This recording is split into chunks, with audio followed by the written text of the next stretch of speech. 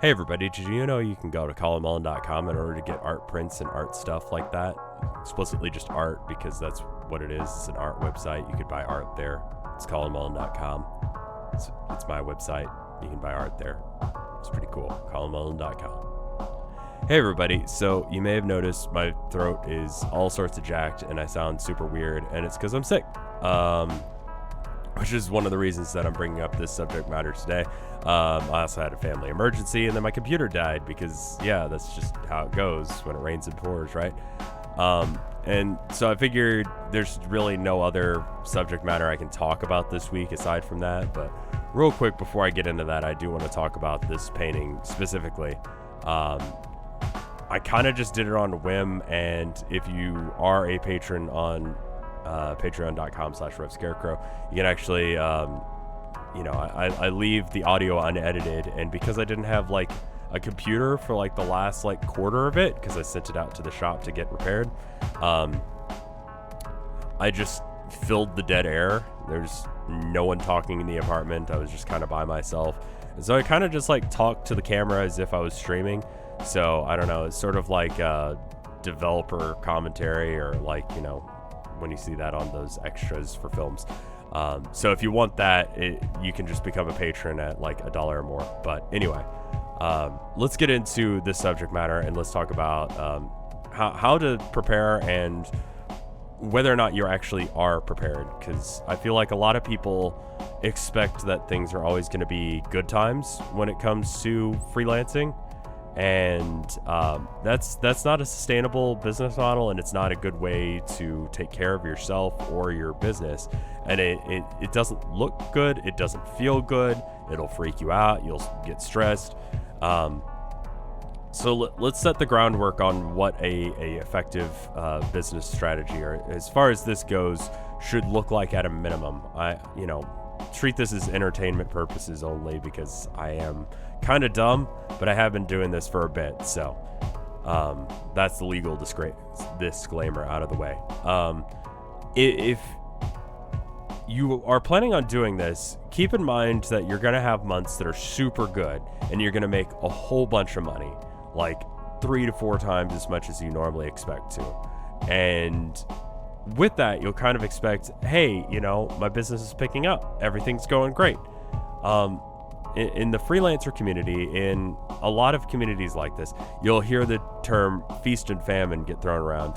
And that's the general understanding that there are months where you get a lot of business, you get a lot of traction, you get a lot of work. And then there are other months where it's just like, no one needs art, no one needs videos done, no one is paying for any of that. And so you just kind of have to live on what you have saved.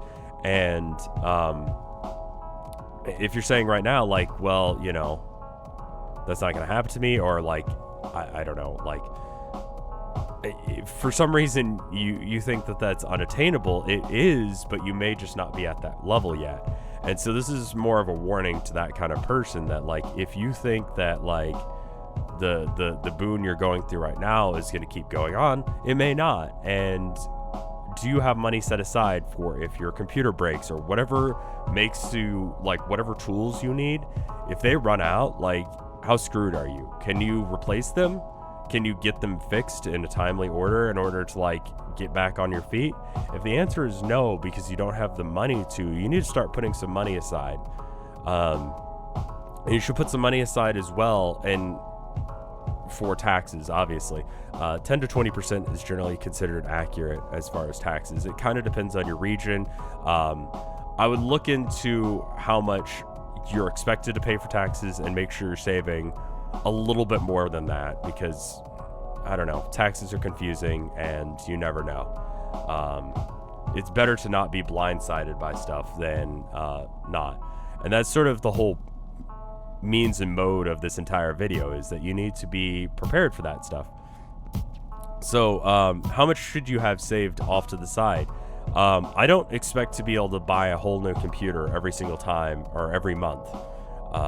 That's a little unreasonable, but I do have money set aside to be able to pay for a decent chunk of one, assuming that a large portion of my computer breaks. I should probably have more set aside, to be honest, because if there was something catastrophic that happened, like there was a fire, that would be bad. And so that means that I've got just like a decent chunk of change just kind of sitting around that I'm not doing anything with. But it's because of times like now where my computer just would not work. I couldn't render videos. I couldn't even render the shrink, the initial edit of this video to be able to get it up on the channel. And I apologize for this video being late. But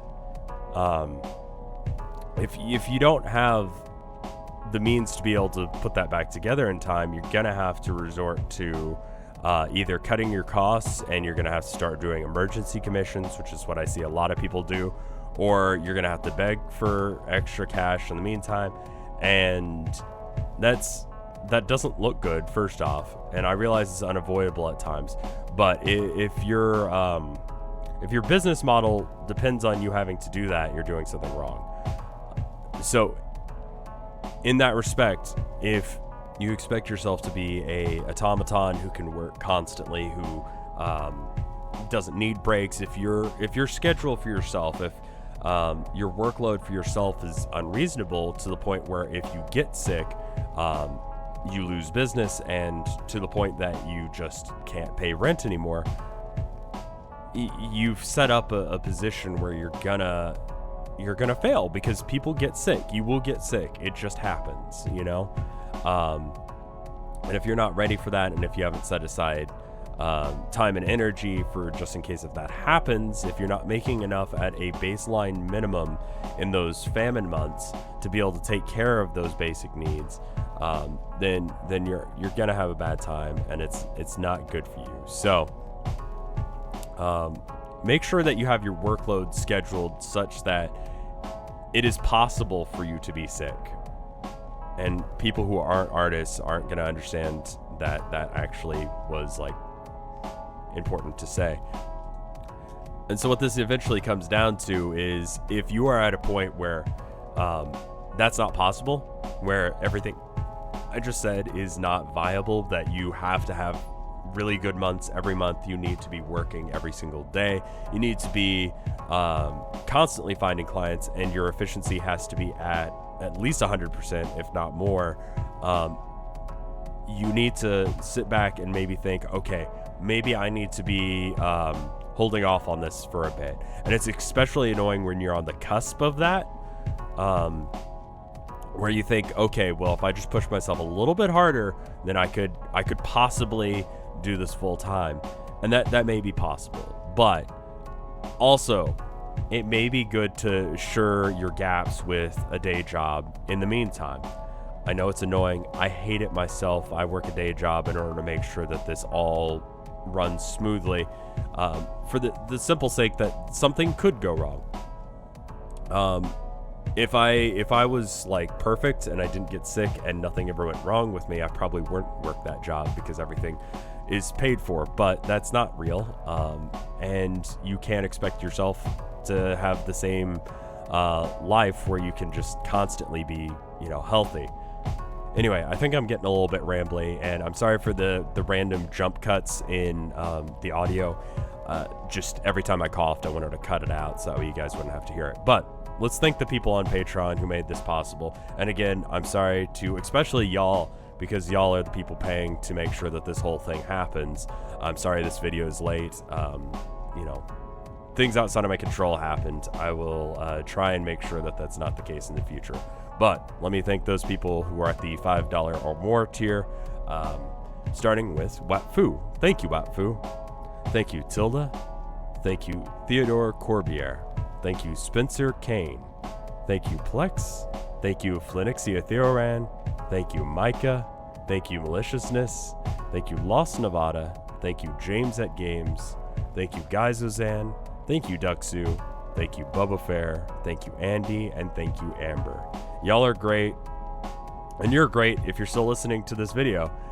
So here's me signing the painting. Here's me signing out. I hope you enjoyed it. If you did, go ahead and subscribe. Next month is going to be a little bit different because I've got a lot of stuff going on. I've decided I'm going to try and record a bunch of stuff in advance. And so it'll probably be less paintings and more talk about art theory and that kind of deal. If that sounds interesting, go ahead and, see how it turns out. And I'll see you guys then. All right. Bye.